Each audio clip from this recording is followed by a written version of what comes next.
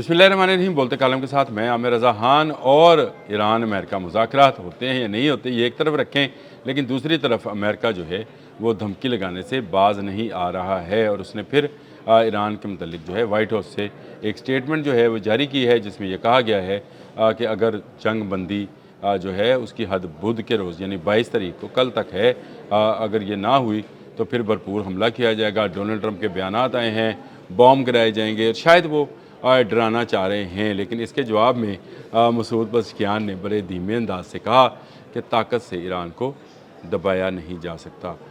उसके अलावा बाकर कलीबॉफ ने कहा कि ये जो 2-3 हफ्तों की जो जंग बंदी है, इसमें हमने नए हथियार बना लिए हैं और ये हथियार जो हैं अब इस्तेमाल किए जाएंगे अगर हम पर हमला किया गया।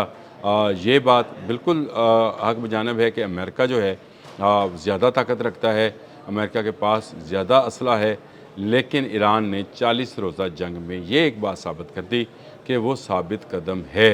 वो 1 इंच भी ज़मीन जो है देने को तैयार नहीं, और अब एक पाव भी या एक छटांक भी यूरेनियम 440 किलोग्राम यूरेनियम में से एक छटांक भी अमेरिका को देने के हक़ में नहीं है। डोनाल्ड ट्रंप गो के इस तरह के बयान दे रहे हैं कि शायद वो तमाम का तमाम यूरेनियम जो है मुज़ाकरात की सूरत में इसको शिफ्ट कर लेंगे, लेकिन ये याद रखिए यूरेनियम शिफ्ट होता है या नहीं होता, टेबल शिफ्ट होती नज़र आती है। ईरान जो है वो वाज़िया तौर पर अखलाकी बरतरी हासिल किए हुए है और अमेरिका जो है वो उस तरह से उसके सामने अखलाकी तौर पर खड़ा नहीं होने पर। लाज़मी बात है अमेरिका हमलावर है और वो डिफेंडर है। जो दिफा कर रहा होता है दुनिया उसको खराज तहसीन पेश कर रही होती है कि उसने बड़ी कामयाबी के साथ अपना दिफा किया। कितने बम गिराएंगे, कितने लोगों को हलाक करेंगे। अमेरिकन डोनाल्ड ट्रंप जो हैं ये इस बारे में पहले भी बहुत सारी बातें कहते रहे हैं। वो इस जंग को 2-3 रोज़ की जंग कहते थे और उसके बाद कहते थे कि रजीम चेंज हो जाएगी। अब रजीम तो चेंज ना हुई, बाप की जगह पर बेटा आ गया, वहाँ पे अली ख़ामनेई की जगह पर मुश्तबा ख़ामनेई मौजूद हैं जो कि पासदारान इनकलाब के ज़्यादा करीब हैं। इसके बावजूद जो है वो कह रहे हैं डोनाल्ड ट्रंप के हमने रजीम चेंज कर दी, तो ये रजीम चेंज नहीं है, ये रजीम वही की वही है, बल्कि इससे भी ज़्यादा शिद्दत पसंद है कि अब जो हुक्मरान है उसके बाप को शहीद किया गया है। तो बाप का बदला हमारे यहाँ जो है जो क़िसास और दियत का कानून है इस्लाम में, उसमें बेटा ही लिया करता है और बेटा जो है वो बदला लेने को तैयार है। किसी जगह पर भी ईरान ने कमज़ोरी नहीं दिखाई है। आप कल के जितनी ख़बरें हैं, चाहे वो अब्बास अराग़ची का बयान है, चाहे इस्माइल जो उनके तर्जमान हैं उनका बयान है, चाहे आप जो उनके सदर हैं मसूद पज़ेश्कियान उनका बयान देख लें, बाकर कालिबॉफ जो यहाँ मुज़ाकरात के लिए आए भी थे उनका बयान देख लें।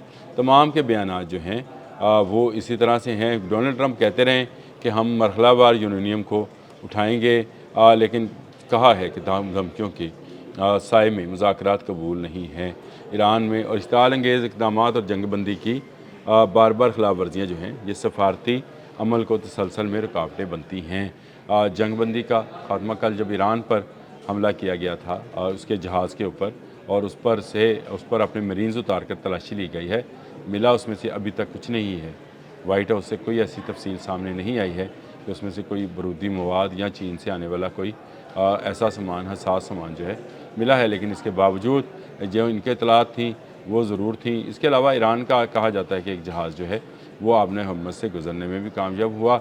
ईरान बिल्कुल हक बजानब है इस बात पे कि अगर आपने हम्मत उनके लिए बंद है तो फिर सब के लिए बंद होगी। ये हो नहीं सकता कि आपके घर के सामने से सामान जो है उसकी तरसील जारी रहे और आप उसकी सिर्फ देखते रहें और आप अपना सामान जो है अपने ही घर के सामने से ना गुजार सकें। ये वैसे कानून फितरत के भी मैं ये समझता हूँ कि ख़िलाफ़ है, और ये ताकतवर का गरूर और घमंड है जो कि खाक में मिलना है। मुज़ाकरात होते हैं या नहीं होते, इससे कतई नज़र ईरान अपनी अगली हुकूमत अमली जो है उसकी तैयारी कर चुका है। ये बयानात से लगता है। कल मैंने ब्रिगेडियर जनरल रज़ा की भी बात आपको बताई थी। उन्होंने कहा कि इन दिनों में हमने नए मिसाइल जो हैं उनको लॉन्च करने की तैयारी की है और हम करेंगे जब हम पर हमला किया जाएगा। ये सीज़ फायर जो है जब ख़त्म होगा तो उसके बाद सीज़ फायर जो है ये इसमें जो है जंग होगी, और अगर जंग होगी تو یہ کافی ہولناک ہوگی، نہ صرف ایران کے لیے بلکہ امریکہ کے بحری بیڑوں، اسرائیل اور وہ ممالک جہاں پر اس کے اڈے ہیں وہاں پر بھی حملہ کیا جا سکتا ہے۔ یہ بڑی گھمبیر صورتحال ہے، اور اس میں مجھے لگتا ہے کہ آنے والے دنوں میں اضافہ ہوگا اگر مذاکرات کی ٹیبل پر دونوں فریق پاکستان کی خواہش کے مطابق نہ بیٹھے، کچھ دو کی بنیاد پر یہ مذاکرات ہوں گے، نہ ایران ٹیبل پر یہ جنگ ہارے گا کیونکہ میدان میں وہ یہ جنگ نہیں ہارا ہے، اور نہ امریکہ جو ہے وہ اس جنگ میں ہار مان کر واپس جائے گا۔ دونوں کو برابری کی سطح پر بات کرنا ہوگی، اور برابری کی سطح پر بات کر کے ہی اب تجارت کو بحال رکھا جا سکتا ہے اپنے حماس سے، نہیں تو آپ نے حماس نے فروری 2026 سے پہلے والی کنڈیشن میں نہیں آنا ہے۔ ایران کا بہت نقصان ہو چکا ہے، اگر وہ ٹول لیتا بھی ہے اس سے اس کی کمپنسیشن ہو سکتی ہے۔